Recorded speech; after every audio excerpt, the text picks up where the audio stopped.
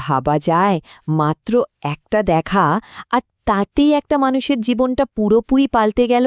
আজকের আলোচনায় আমরা ঠিক এমনই এক যাত্রার সঙ্গী হব। চলুন কৃষ্ণপ্রসন্নর সেই অসাধারণ জীবনের গল্পটা শোনা যাক। হ্যাঁ, কি করে একটা মাত্র সাক্ষাৎ একটা জীবনকে চিরদিনের জন্য বদলে দিতে পারে? এই প্রশ্নটা নিয়েই আজকের এই পর্ব। আর এই প্রশ্নের উত্তর খুঁজতে গিয়েই আমরা এমন এক জগতে ঢুকে পড়ব যেখানে বিশ্বাস আর রূপান্তরের এক অবিশ্বাস্য কাহিনী লুকিয়ে আছে। সময়টা ছিল ১৯ শতকের শেষ ভাগ, মানে তখন বাংলায় একটা বিরাট আধ্যাত্মিক জাগরণের ঢেউ চলছে।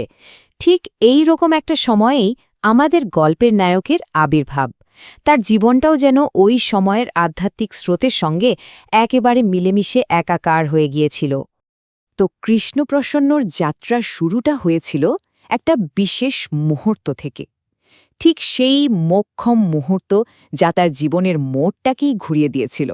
গল্পের শুরুতে কিন্তু তার নাম কৃষ্ণপ্রসন্ন ছিল না, তিনি ছিলেন শরৎ, ঢাকার এক ধর্মপ্রাণ পরিবারের সাধারণ এক কলেজ ছাত্র। হয়তো ভেতরে ভেতরে আধ্যাত্মিকতার বীজটা ছিল, কিন্তু তিনি নিজেও বোধহয় ভাবতে পারেননি যে ভাগ্য তাকে কোন দিকে নিয়ে চলেছে। তো সব কিছু শুরু হল ১৮৯৮ সালের শেষের দিকে। শরৎ এলেন সদ্য তৈরি হওয়া বেলুর মঠে, আর সেখানেই ঘটল তার জীবনের সেই সবচেয়ে গুরুত্বপূর্ণ সাক্ষাৎ। স্বামী ব্রহ্মানন্দকে দেখা মাত্রই কেমন যেন একটা তীব্র আকর্ষণ বোধ করলেন তিনি। বলা যায় এটাই ছিল তার আধ্যাত্মিক পথের প্রথম ধাপ। আর এই যে মানুষটিকে দেখা যাচ্ছে, ইনিই হলেন ভবিষ্যতের স্বামী কৃষ্ণপ্রসন্ন। ওই তরুণ শরৎ একদিন এই রূপে পরিচিত হবেন। এই ছবিটা যেন তার গোটা ভবিষ্যৎ জীবনের একটা প্রতিচ্ছবি, ভক্তি, ত্যাগ আর সাধনার এক জীবন্ত প্রতীক। প্রথম দেখা তো হল, কিন্তু এরপর দরকার ছিল সঠিক পথের দিশা। তার জীবনটা এবার কোন দিকে এগোবে সেই পথনির্দেশনাটাই ছিল সবচেয়ে জরুরি। আর সেই প্রথম সাক্ষাতেই স্বামী ব্রহ্মানন্দ শরৎকে দিলেন মাত্র একটা উপদেশ, কিন্তু ওই একটা কথাই তার গোটা আধ্যাত্মিক জীবনের ভিতটা গেঁথে দিয়েছিল। কি ছিল সেই উপদেশ? চলুন শোনা যাক। উপদেশটা ছিল একেবারে সোজাসাপটা। স্বামী ব্রহ্মানন্দ তাকে সরাসরি বললেন যে শ্রীমা সারদা দেবীর কৃপা ছাড়া আধ্যাত্মিক পথে এক পাও এগোনো যাবে না। তিনি শরৎকে বললেন পরের দিনই শ্রীমায়ের কাছে গিয়ে দীক্ষা নিতে। ব্যাস, এই কথাগুলোই যেন তার জীবনের ধ্রুবতারা হয়ে গেল। ভাবুন একবার, শুধুই একটা নির্দেশের কী গভীর প্রভাব। তার পরের জীবনটা দেখলেই সেটা স্পষ্ট বোঝা যায়। শ্রীমায়ের উপর ভক্তি আর তার কৃপার উপর পুরোপুরি নির্ভর করাটাই হয়ে উঠল কৃষ্ণপ্রসন্ন সাধনার আসল জোর।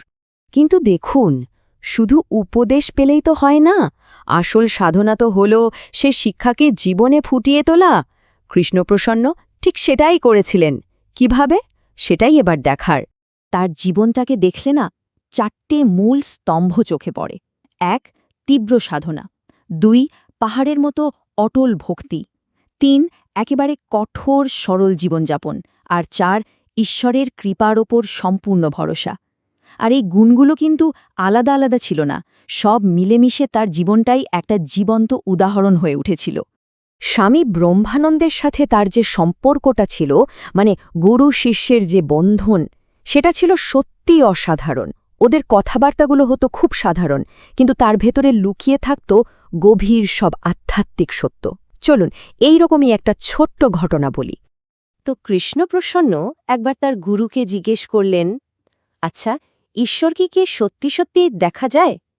উত্তরটা ছিল একদম সহজ আর পরিষ্কার। হ্যাঁ, দেখা যায়, কথা কহা যায়। ব্যাস, এই বিশ্বাসটাই কৃষ্ণপ্রসন্নের সাধনাকে আরও কত গুণ যে বাড়িয়ে দিয়েছিল তা আর বলার অপেক্ষা রাখে না। যে কোনো যাত্রারই তো একটা শেষ থাকে, তাই না? তার জীবনের শেষ পর্বটাও ছিল সারা জীবনের সাধনার এক চূড়ান্ত পরিণতি। এক কথায় সম্পূর্ণ আত্মসমর্পণের এক অসাধারণ কাহিনী। জীবনের শেষের দিকে তিনি বেশ অসুস্থ হয়ে পড়েন, কিন্তু অবাক করার মতো ব্যাপার হল ওই শারীরিক কষ্টের মধ্যেও তার মনের অবস্থা ছিল একেবারে স্থির, অচঞ্চল। এই ছবিটা ঠিক সেই সময়েরই একটা মুহূর্তকে ধরে রেখেছে। যারা তখন তাকে দেখতে যেতেন তারা সবাই একটা কথাই বলতেন, বলতেন যে শরীরটা অসুস্থ ঠিকই, কিন্তু মনটা যেন পরম শান্তিতে ডুবে আছে। মুখে কষ্টের লেশমাত্র নেই, বরং একটা দিব্য আবেশে মগ্ন। আসলে এটাই তো ছিল তার সারা জীবনের সাধনার ফল। তারই এক গুরু ভাই, স্বামী বিজ্ঞানানন্দ, তাকে দেখে ঠিক এই কথাটাই বলেছিলেন। এই একটা বাক্যেই যেন তার তখনকার পুরো অবস্থাটা পরিষ্কার হয়ে যায়। তার চেতনা শরীর কষ্টের অনেক উপরে উঠে গিয়েছিল, পরমাত্মার সাথে এক হয়ে গিয়েছিল। কৃষ্ণপ্রসন্নর জীবনটা শেষ পর্যন্ত একটা গভীর প্রশ্ন রেখে যায়। আচ্ছা, এই যে নাম, যশ বা দুনিয়ার সাফল্য, এর বাইরে গিয়ে একটা নিখাত ভক্তি আর সরলতার জীবন কি তার থেকেও বড় কোনো ছাপ রেখে যেতে পারে? এই প্রশ্নটা না হয় আমাদের সবার ভাবনার জন্য তোলা রইল।